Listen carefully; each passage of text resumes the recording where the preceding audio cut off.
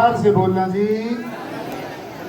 आज आप सबको पता है, सभी को जहाँ जहाँ से भी कोई आया है सबको पता है आज गुरु पूजा है।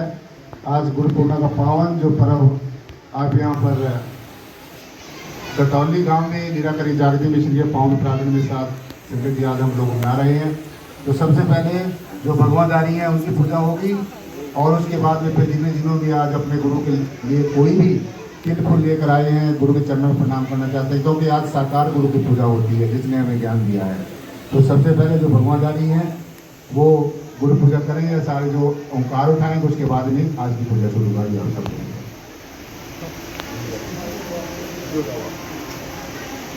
शासन जी प्यार से बोलना जी।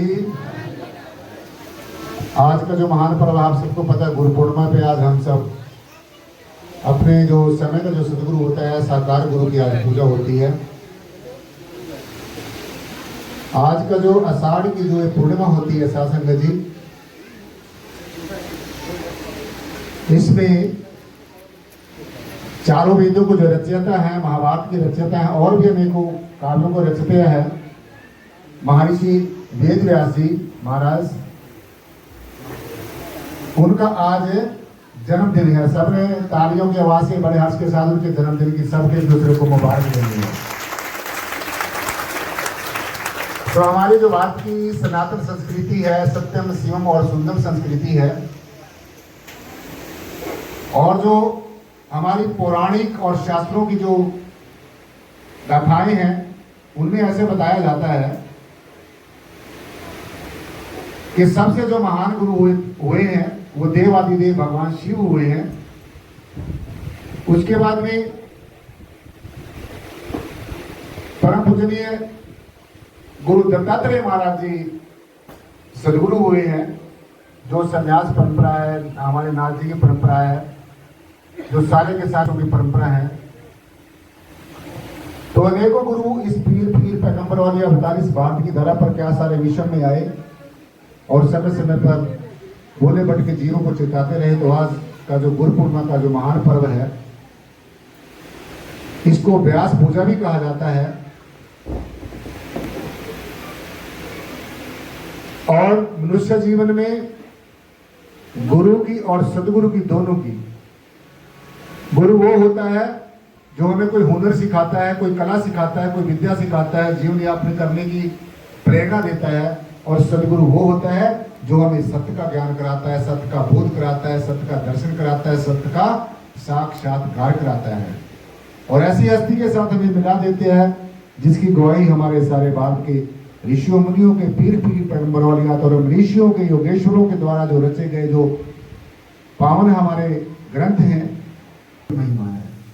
सुभाष, जो हमारी सनातन सभ्यता है, हमारी भारत की जो संस्कृति है, इसको मानने वाले लोग आज भारत में नहीं विदेशों में भी जो गुरु और शिष्य की परंपरा में विश्वास करते हैं और गुरु शिष्य की परंपरा को मानते हैं। तो आज का जो महान पर्व और ये जो समय है, इसको मध्यांतर बोला जाता है।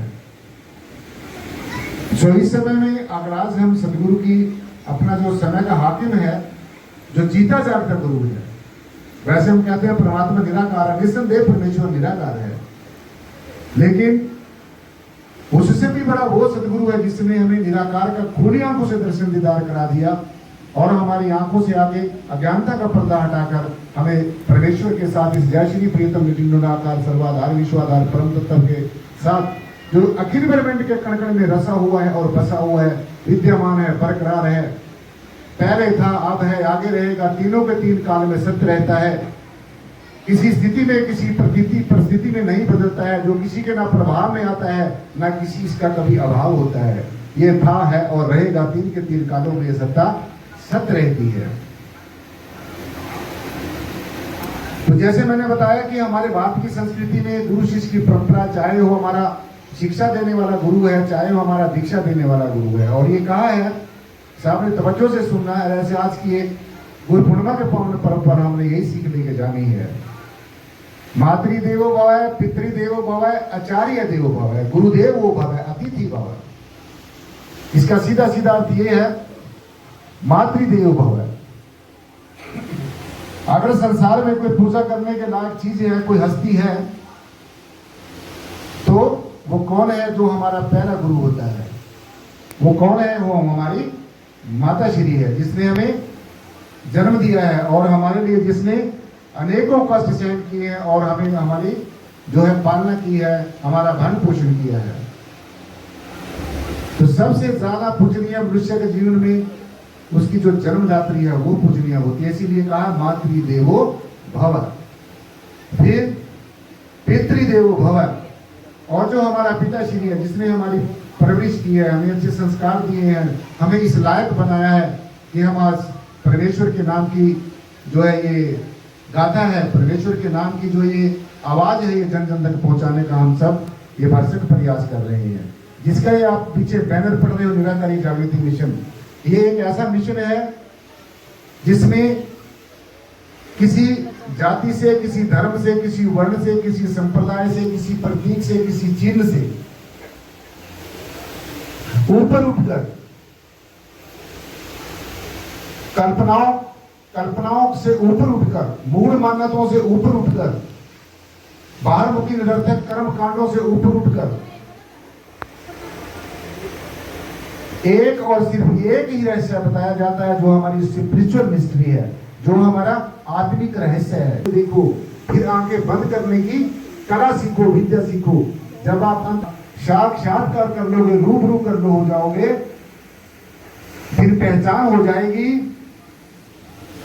और फिर पहचान होने के साथ साथ में हमारा ध्यान करना आसान हो जाएगा।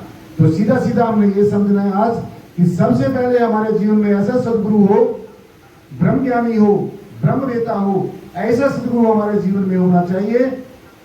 जब हमारी ये जन्म जन्मांतरों की जो पिपासा है, जो परमेश्वर को जानने की, पहचानने की जिज्ञासा है, जो क्यूरियोसिटी है, ये तब पूरी होगी।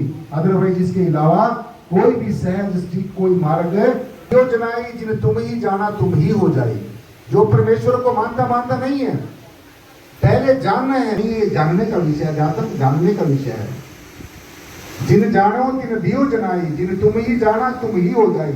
अर्थात जो परमेश्वर को जानकर मानता है, और संसार के जो लोग हैं उनकी उल्टी रीति होती है, वो पहले ही मानना शुरू कर देते हैं। तो मानकर जान नहीं सकते, जानकर मानना है, पहले जानना है फिर मानना है। जिन जानो तिन दियो जनाई, जिन तुम ही जाना तुम ही हो जाए। जो परमात्मा को जानता है, जो ब्रह्म को जानता है, कर रहा है, जो संचालन कर रहा है, जो संहार कर रहा है, इसी हस्ती को जानता है, ऐसे सदगुरु के शरण में जाकर हमारा उद्धार होगा और सुधार होगा। तो हमारे जीवन में ऐसा सदगुरु होना चाहिए जो परमेश्वर को जानता हो। ऐसा सदगुरु देखा है, जिसने परमात्मा को देखा है, वही दिखा सकता है। जिसने खूब सामने सामने बैठकर साक्षात्कार किया है, वही करा सकता है। Of this human life that there should be such a spiritual master or spiritual guru in our life who can guide us in a very proper way, who can guide us in a very proper way, who can watch over all the internal and external activities. This type of guru, this type of spiritual guidance, spiritual master should be in our life. Only then only we will be able to cross, we will be able to cross all this हर्डिकल से, जितनी हमारे जीवन में अटकलें हैं, hurdles हैं, जो worldly hurdle, तब जाकर हम इनको पार करके परमेश्वर को जान सकेंगे। इसलिए कल्पनाओं से ऊपर उठना है, कल्पनाओं का बोझ उठा के नहीं उठना है। तो आज के दिन ये शिक्षा लेकर जानी है। तो मैं आपको बता रहा था, मातृदेवो भव है, पितृदेवो भव है, पिता फिर हमारा पूजनीय है, फिर आचार्य देवो भव है। जिन गुरुओं ने, जिन टीचर्स ने हमें स्कूल में, कॉलेज में, यूनिवर्सिटी में जो करते हैं, सब ने ताली के साथ साथ संगत जी आज के जो महान पर्व पर अपने सभी शिक्षकों का जो सत्कार करना है, आदर करना है। आचार्य देवो भव है, फिर अतिथि देवो भव है। आज हमने ये भी सीख के जाना है कि जब भी हमारे घर कोई अतिथि आता है तो वो भी परमेश्वर का स्वरूप होता है। इसीलिए कहा अतिथि हमारे जीवन में जो आध्यात्मिक सदगुरु है। माता हमें जन्म देती है, आप लोग कहते हैं कि हमने ब्रह्म को नहीं देखा, विष्णु को नहीं देखा, शिव को नहीं देखा। मैं कहता हूं मैंने देखा है, मैंने ब्रह्म को भी देखा है, श्री हरि विष्णु को भी देखा है, देवादिदेव भगवान शिव को भी देखा है। अब आप जन्नत में पढ़ गए तो कैसे देखा, सुनो ध्यान से। ब्रह्म कौन है? हम सुनते हैं, पढ़ते हैं, शास्त्रों, ग्रंथों, उपनिषदों, पुराणों में कथाएं, वार्ताएं सुनते हैं कि ब्रह्म उस शक्ति को कहा गया है जो पढ़ते हैं ना। तो हमने ऐसा समझा है भी हमारी रचना हमारी जन्मदात्री के रूप में देखना है, हमारी माता श्री ने हमारी रचना की है। फिर वो कहते हैं विष्णु भगवान वो है जो सृष्टि की परवरिश करता है।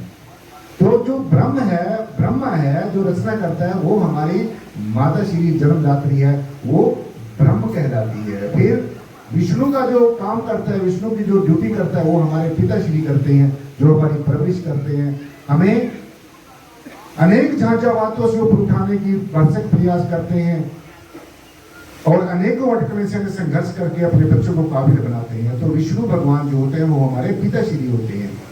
और जो देवादिदेव भगवान शिव हैं जो हमारी सारी भूलों को बख्शते हैं, जिनके पास संहार शक्ति है, जो हमारे प्रारब्ध कर्मों का, संचित कर्मों का, वर्तमान के कर्मों का जो जखीरा जो इकट्ठा हो गए जीव घूम रहा है, जो उसको भस्मीभूत करके स्वा करके हमें अपने ही रूप से रूप ला देता है, वो है हमारा सदगुरु। और कौन सा सदगुरु? समय का सदगुरु, समय का हाकिम, जिसको परमेश्वर ने इसने कुछ सेल्फ स्टाइल भी लोग होते हैं जो गुरु बनने के नाम पर नौटंकी करते हैं, गुरु बनने के नाम पर अपनी जो भारत की संस्कृति है धर्म के नाम पर किसी और तरह से आज आप देख रहे हैं कि जो धर्म है वो आज धर्म नहीं रहा, वो एक धंधा बन गया है। कैसे भोले भाले लोगों का शोषण हो रहा है, कैसे भोले भाले लोगों से वो बरगलाकर उनके जो अथक प्रयास करके उन्होंने जो कमाई है वो पैसा इकट्ठा करके आज के पुस्तका कथित जो लोग हैं वो आप ऐशोराम के जीवन जी रहे हैं और लोगों का शासन जिस तरीके से शोषण हो रहा है। तो हमने ऐसे सदगुरु की खोज करनी है जो शिव का काम करता है, यानी कि जो हमारा सहार रूप है, वो हमारा सदगुरु है जो समय का हाकिम है। समय के हाकिम का हुक्म मानना, अपनी मनमर्जी नहीं करना, क्योंकि मनुष्य जीवन में सबसे अगर कोई श्रेष्ठ जो हस्ती है वो समय का सदगुरु है। जो सदगुरु हमें पहले पढ़ाकर चले गए, अब वो आपको पढ़ाने के लिए यहाँ पर नहीं आएंगे। हमारे समय में समय का सदगुरु होना चाहिए और ब्रह्म ज्ञानी होना चाहिए, तत्वदर्शी होना चाहिए जो परमेश्वर को तत्व से जानता है, आत्मवेता होना चाहिए जो अपने आत्मा का जिसको ज्ञान हो, जिसने ये जाना हो कि मैं पंच भौतिक शरीर नहीं हूँ, मैं शरीर के अंदर रहने वाले की पावन पवित्र स्वतंत्र एक आत्मा हूँ। जिसको ऐसा ज्ञान हो, जिसको ज्ञान के साथ साथ में बोध हो, रियलाइजेशन हुई हो, जिसको अनुभूति हुई हो, ऐसे सदगुरु हमारे जीवन में आना और ऐसे सदगुरु का सानिध्य हमारे जीवन में बहुत जरूरी है, अति जरूरी है। तो जो भगवान शिव का काम करते हैं वो कौन करते हैं?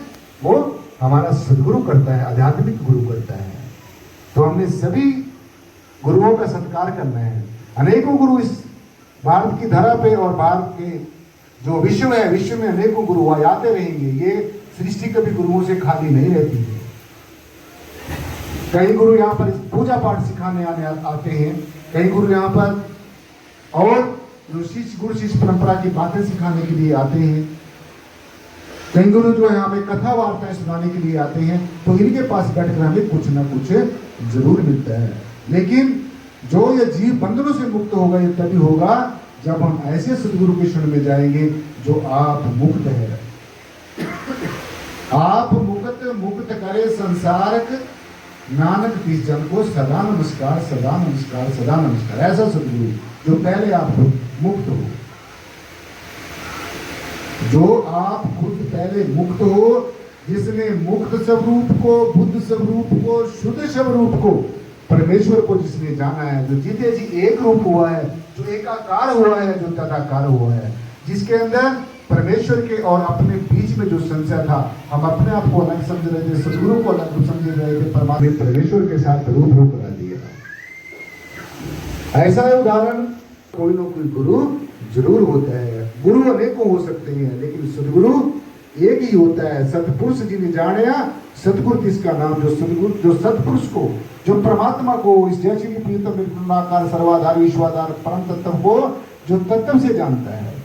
भगवान जी ने कहा अर्जुन, जो देवी देवताओं की पूजा करते हैं वो देवगति को प्राप्त होंगे, जो भूतों प्रेतों की पूजा करते हैं वो दुर्गति को प्राप्त होंगे, और जो मुझको निर्गुण निराकार सर्वाधार विश्वाधार परम तत्व को जो तत्व से जानते हैं वो मोक्ष मुक्ति को प्राप्त होंगे, कैवल्य ज्ञान को प्राप्त होंगे, आत्म शांति को प्राप्त होंगे, आत्म विश्रांति को प्राप्त होंगे।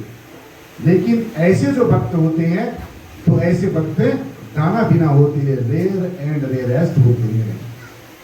इसलिए हमने ऐसे सतगुरु का भक्त बनना है, अनन्य भक्त बनना, अगर बन सकते हैं, ये नौटंकीबाजी नहीं करनी है गुरु शिष्य परंपरा में जो आज हो रही है। गुरु शिष्य की परंपरा हमारी अनादिकाल से ऋषियों मुनियों के द्वारा निर्धारित की गई एक ऐसी परंपरा है जो भारत की संस्कृति का दूसरे देशों में उदाहरण है।